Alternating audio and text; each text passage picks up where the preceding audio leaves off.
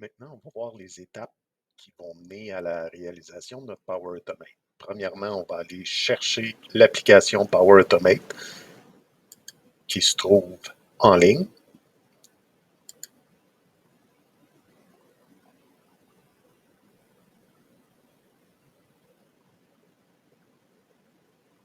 On va créer, ça ici on a l'interface de Power Automate, on va créer un nouveau flux qui va être un flux automatisé. On va l'appeler élève. Et qu'est-ce qu'on veut, c'est que le flux soit démarré aussitôt qu'il y a une nouvelle réponse qui est envoyée à mon formulaire.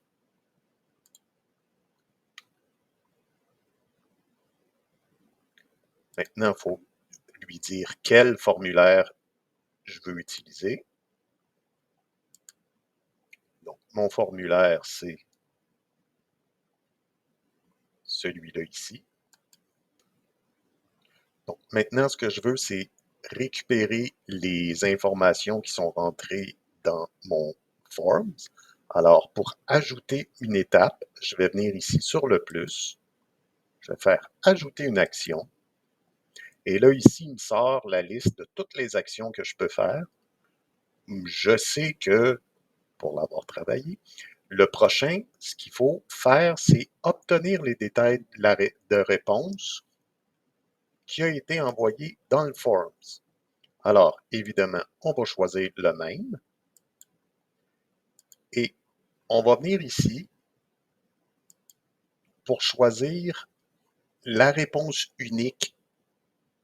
Chaque réponse va avoir un numéro unique, donc il sera facile, par exemple, après ça, de pouvoir revenir et on va être certain qu'il n'y aura pas de doublon. Donc, voilà, ça c'est fait. Maintenant, qu'est-ce que je veux?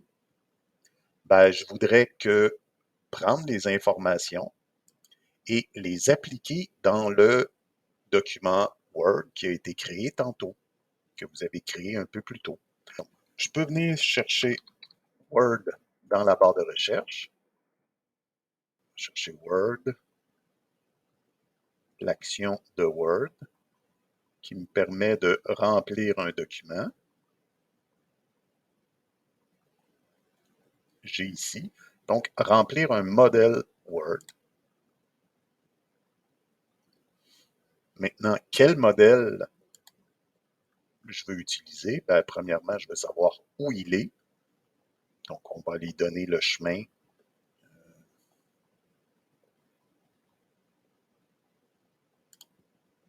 Donc, nous, on l'avait mis dans une équipe. Comme on avait dit, c'est toujours plus utile. Je vais venir choisir ma bibliothèque. Donc, on choisit Document. Et quel fichier? Ben là, je vais pouvoir venir me promener et aller voir dans Général,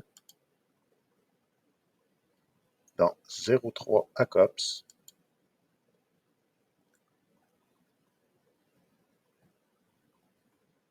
dans ACOPS Power Automate, et c'est celui-là ici. Power Automate nous montre ici qu'il y a 46 champs qui peuvent être complétés, qui peuvent être remplis par le personnel. Alors, je vais faire afficher tout. Et maintenant, je vais faire correspondre les réponses envoyées dans le formulaire avec le modèle qu'on a réalisé un petit peu plus tôt. Donc maintenant, il faut jumeler les réponses envoyées dans le formulaire et les envoyer au bon endroit dans notre document Word. Alors, pour ce faire, je viens cliquer dans mon premier carré. Ici, j'ai maintenant tous les éléments que j'ai complétés, que j'ai entrés dans mon document modèle Microsoft Word. Alors, pour lier le champ de Microsoft Word avec les réponses obtenues dans le questionnaire, alors je vais venir ici et je vais venir choisir l'éclair. Et là, je vais y aller, je vais faire correspondre ce qu'il y a dans mon document dans mon formulaire et le faire correspondre encore une fois avec ce que j'ai ici. Donc, on a une petite recherche ici qui peut nous aider. Donc, français. Mon français écrit est, et je dois faire ça. Je vais aller faire êtes-vous un étudiant étranger? Êtes-vous un étudiant étranger? Alors, je vais compléter l'ensemble et on se retrouve après.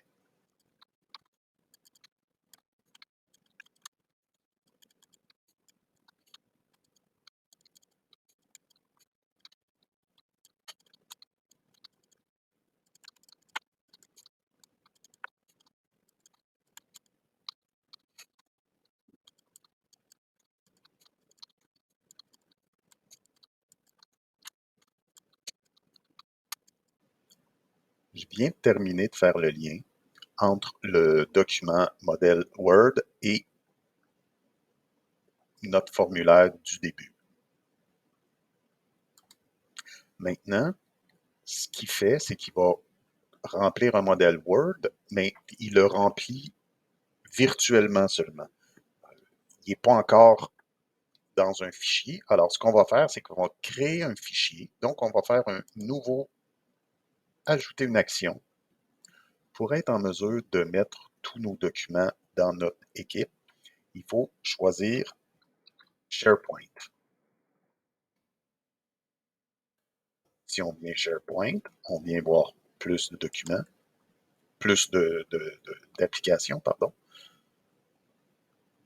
Je vais aller sur créer un fichier. Et là, je vais lui dire où aller, dans quoi je veux qu'il mette. Ça va aller dans questionnaire d'accueil.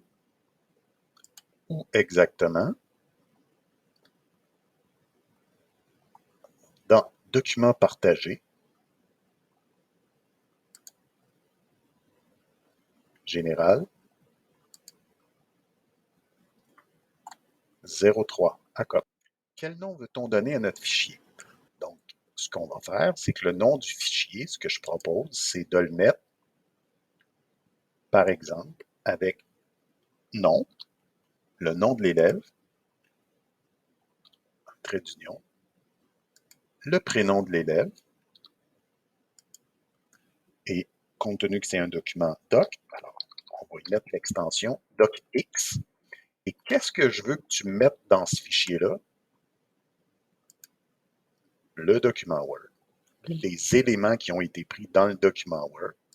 Et avec ça, ce qu'il va faire, c'est que pour une nouvelle réponse envoyée, il va prendre les informations, il va les mettre dans un modèle, dans un fichier Word, et on va ici créer le fichier. Donc, on fait enregistrer.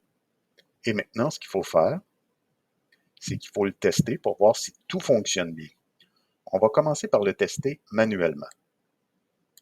Manuellement, ça veut dire quoi? Ça veut dire que pendant qu'il attend, moi, je vais compléter mon formulaire ici. Comme ça va être un petit peu long, ben, on va se retrouver une fois le formulaire complété.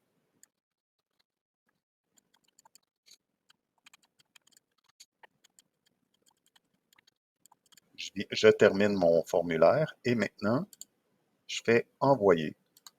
Et on va voir ici qu'aussitôt qu'il va recevoir l'information, ça s'est réalisé quand même assez rapidement, en moins d'une seconde. On voit le petit crochet blanc dans un fond vert. Alors, ça veut dire que ça a réussi. Si j'avais eu un problème, j'aurais eu un X rouge. Alors, tout s'est bien passé. Et la preuve, si je viens ici et si je viens dans ACOPS 3, je vais avoir ici mon fichier qui vient d'être créé avec toutes les informations dedans. Donc, résidence, toutes les informations que j'avais au début. Voilà.